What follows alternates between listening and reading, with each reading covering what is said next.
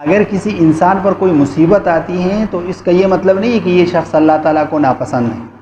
بلکہ ہو سکتا ہے کہ یہ شخص اللہ کو سب سے زیادہ پسند ہو۔ اور حدیث میں بھی یہ آتا ہے اشد الناس بلاء الانبیاء ثم الامثل فالامثل، کہ سب سے زیادہ مصیبتیں انبیاء پر آتی ہیں، اور پھر جو شخص انبیاء کے زیادہ قریب ہوگا اس پر مصیبتیں آئے گی دنیاوی اعتبار سے۔ تو میں نے اس کو کہا کہ میں آپ کو ایک دنیاوی مثال سے سمجھاتا ہوں کہ آپ باہر جاتے ہیں اور آپ نے کسی لڑکے کو دیکھا کہ وہ چرس پی رہا ہے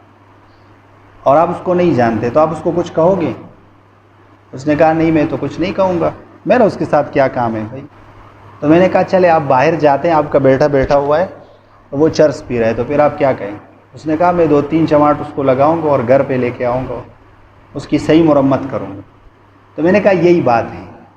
کہ جب اللہ تعالیٰ کا کوئی نیک بندہ وہ کوئی گناہ کرتا ہے